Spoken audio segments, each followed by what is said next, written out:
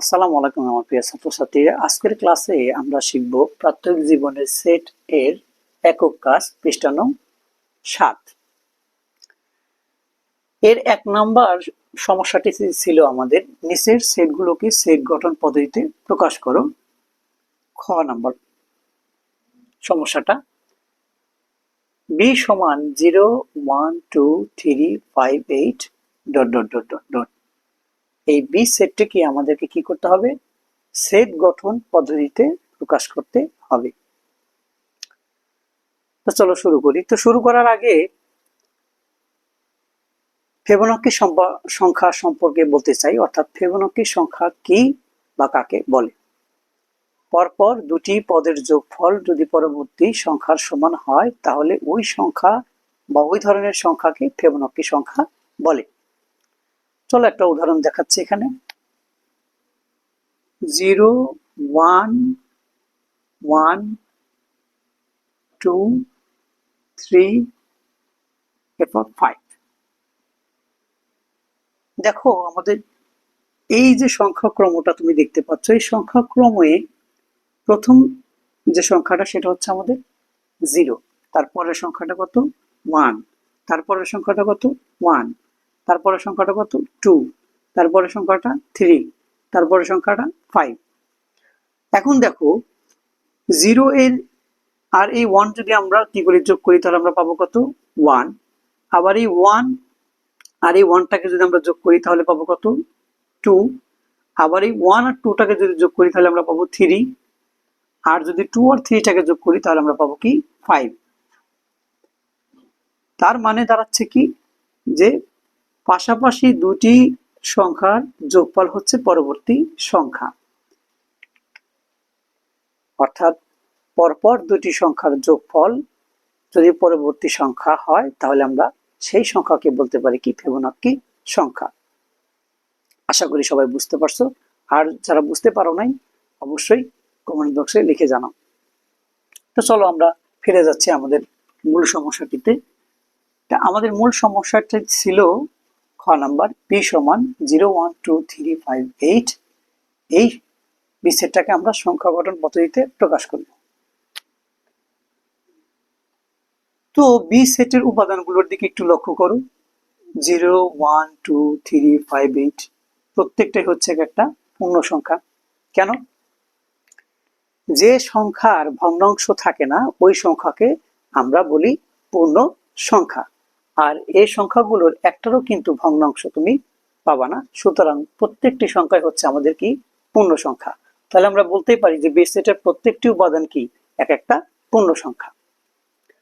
এর পরবর্তীতে দেখো এই বি সেটের যে প্রথম উপাদানটি কত 0, দ্বিতীয় উপাদানটি কত 1, তৃতীয় উপাদানটি কত 2, তার পরের উপাদানটি কত আছে 3।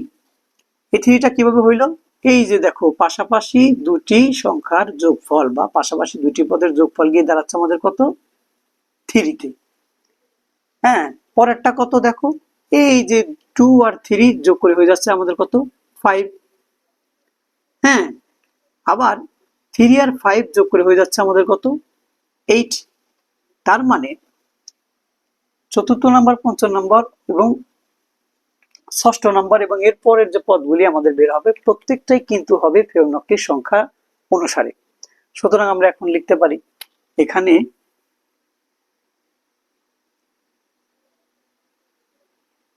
বি সেটের প্রত্যেকটি উপাদান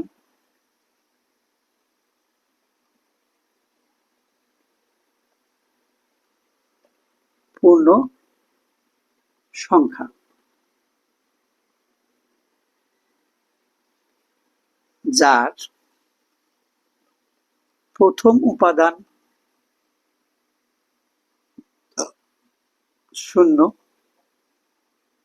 দ্বিতীয় উপাদান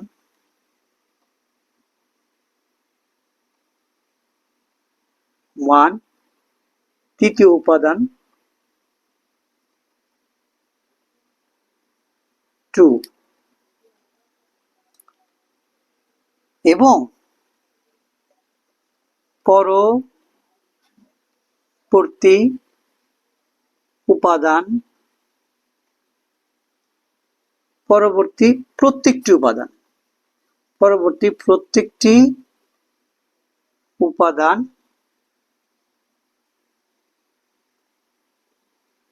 হবে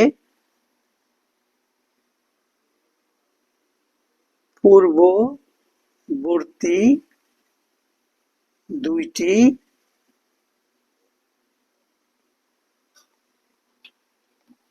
পদের যোগফলের সমান।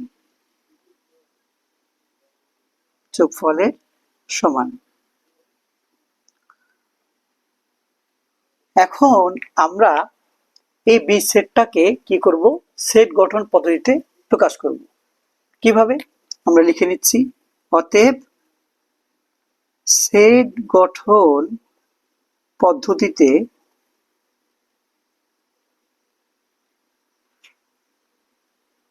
প্রকাশ করলে আমরা কি পাই, এই যে এখানে আমরা যে কথাগুলি লিখছি ঠিক বি সেটের মধ্যে আমরা ওই কথাগুলি লিখবো। অর্থাৎ বি সমান, এই যে সেকেন্ড ব্র্যাকেট দিয়ে নিলাম, কেন, সেট হইতে গেলে অবশ্যই সেকেন্ড ব্র্যাকেট ইউজ করতে হবে, অর্থাৎ দ্বিতীয় বন্ধনীর মধ্যে উপাদানগুলোকে রাখতে হবে। সেটা পূর্ণ অংশই লেখো আর সংক্ষেপে লেখো, তুমি যেভাবে লেখো না কেন অবশ্যই দ্বিতীয় বন্ধনীর মধ্যে রাখতে হবে। তো দ্বিতীয় বন্ধনী আমরা দিয়ে নিলাম। এরপর লিখতেছি যে এক্স পূর্ণ সংখ্যা, তো x element Z is to x পূর্ণ সংখ্যা,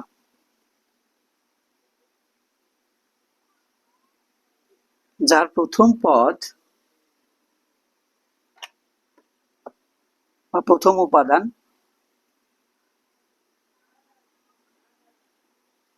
শূন্য, দ্বিতীয় উপাদান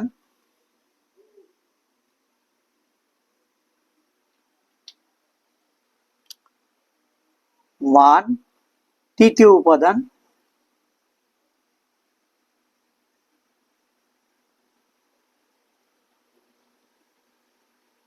দুই বা টু, এবং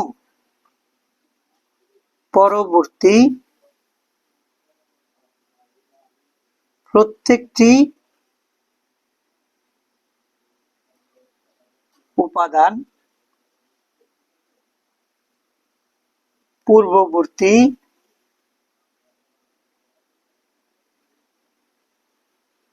দুইটি সংখ্যার যোগফল